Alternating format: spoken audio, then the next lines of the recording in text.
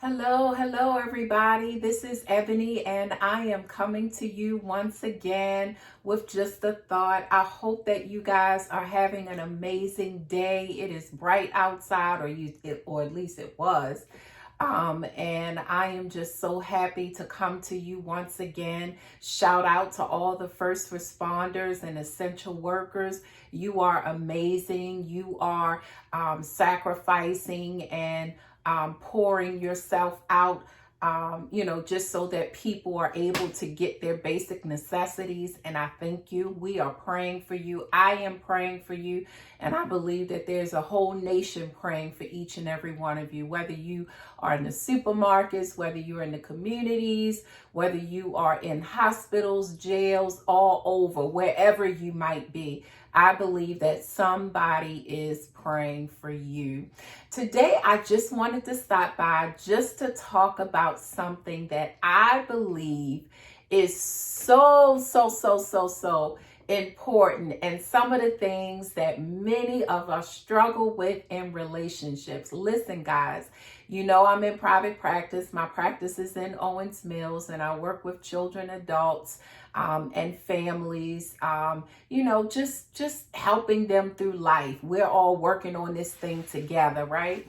And so I wanted today just to talk about something that I believe, at times we all struggle with, and that is communication. Question for you: are you an effective communicator in your relationships?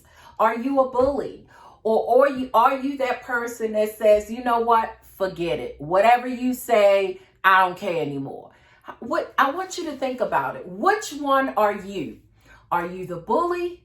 Are you the one that's like, you know what? Whatever you say, I don't want to deal with it. Or do you just not avoid it and not talk about it? I want to talk to you today. I want to talk to those of us who find ourselves in difficult situations when it comes to communication.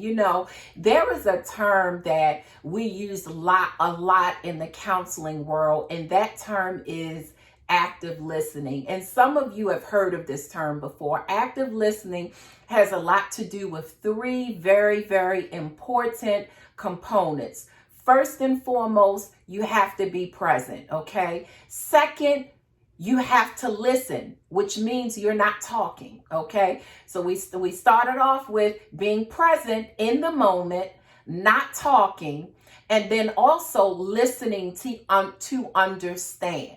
So those are the three components that we think about when we think about active listening, okay? So I want you to keep in mind, push a pin in that. Are you an active listener? Okay, I want you to think about, and I want you to be honest, okay? Be honest, okay? All right, so when we talk about effective communication and an active listening, what we're talking about is this whole idea that what the other person is thinking matters. Not only does it matter, but I want to hear what they have to say. Not only do I want to hear what they have to say, but I want to come to a resolve or to a solution as to what it is that we're talking about, or I want to decide whether I agree or disagree, because sometimes it's okay to agree to disagree. You just have to respectfully do so, okay? So when we're talking about engaging in these conversations or engaging in dialogue with other people, we have to be effective listeners. We have to be active listeners. Then we have to be open to the possibility that maybe we are not right. Think about it. Now, this calls for a level of humility that oftentimes we struggle with, okay? Because some of us don't like to be wrong, okay? I'm just saying. Now, I want you to think about, are you that person that just have to be right all the time? Just thinking about it. I'm not putting nothing out there. I'm not blaming you. I'm just saying.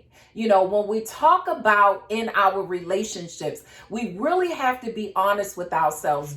Is our intention when we are engaging in conversations with our spouses, with our mates, with our children, and with our business partners, with our colleagues, when we are engaging in these conversations, is it all about us being right? Or is it us being able to come to an understanding about a thing? Please, I'm not talking about kids. The bottom line is you listen to what they say, but, all in all, as a parent, you have to make certain decisions. So let's take children out of this. We're talking about adults here, okay? And so when you talk about being able to engage in a conversation with someone, not assuming that you're right and they're wrong, but being able to actively listen and engage to come to a solution or come to a compromise or come to whether you agree to disagree or whether you agree or disagree. Those are really intentions that we need to have. But the most important component in that is you being willing to listen to the other person. A lot of times when we in our marriages, we are so bent on them seeing it the way we want them to see it. And so we have these long drawn out conversations for hours, and we're saying the same thing over and over and over again. And oftentimes one or the other spouse leaves from that conversation feeling unheard, feeling misunderstood, and defensive.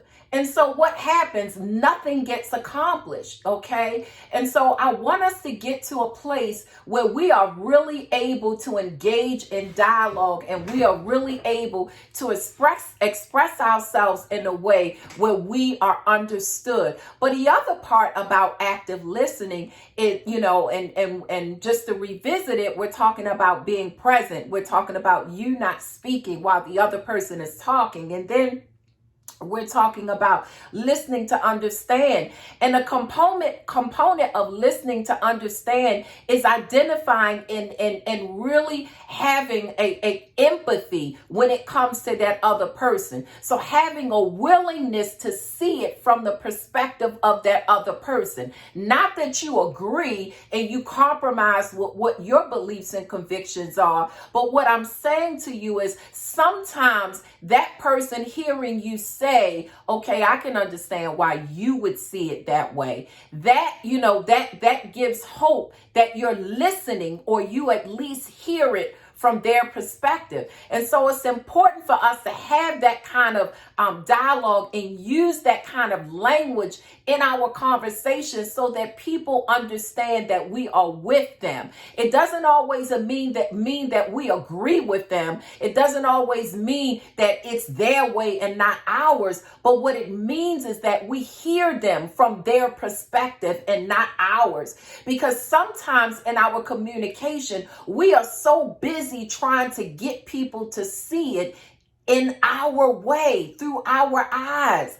I've done it. And he'll probably say, I still do it. But what I'm saying is, I want us to get to the place where we understand that it's really about allowing people to have their own perspectives and their own understandings, right? You realize that, you accept that, but then you now be willing to come into a compromise. You now be willing to agree to disagree. You now be willing, if necessary, to come to some kind of agreement so that you guys can move to a solution. Another part of, this whole idea of effective communication and being able, to really interact positively with other people is there are some times where you might have to humble yourself and default to that other person's viewpoint. And what does that mean? Sometimes, you could have two people that feel very strongly about a particular situation.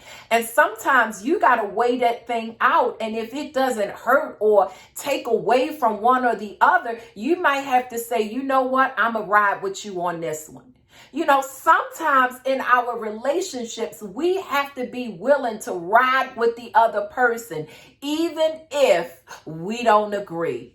Husband and wives, you know that this is something that we have to do sometimes. And it's not just about husband and wives, but this is also about your adult children. It could be about your colleagues and your business partners. Now, we're using wisdom. We are, of course, using the information that we need to come up with solutions and all of that good stuff. Because I'm not talking about being blindsided and doing something that can inevitably affect your family and affect your business in the long run negatively. I'm not talking about that. But I'm really talking about engaging in a dialogue where you're able to be present, where you're not speaking, where you're listening, where you both are engaging in this kind of interaction. And then you come to an agreement, whether that agreement is an agree to disagree, whether it is a compromise, being able to see how can I bring two perspectives together to make one, or lastly, being able to say, you know what, I'm gonna ride with you on this one. You said it's gonna be this way. Okay, I'm riding with you. We're gonna see where that, let's see where this goes. Now, not this whole thing where, okay, I'm gonna do it your way, but I'm telling you right now, when it's wrong, I ain't trying to hit. You know how some of us do sometimes. Sometimes our attitude in these conversations and in these things is not healthy, because sometimes we have the wrong motive and we have the wrong attitude within it. And so it's important for us to be able to check ourselves even in that. Do you have the wrong attitude in your agreement to defer to that other person's point of view? Do you have that agreement? I know they wrong. Wait till they come back. If they come back, you know how we do. Sometimes we got to check ourselves in that because the motive isn't pure, and not only is the motive isn't pure, but the attitude isn't right. And those are the kinds of attitude that breed conflict and discord and dissension.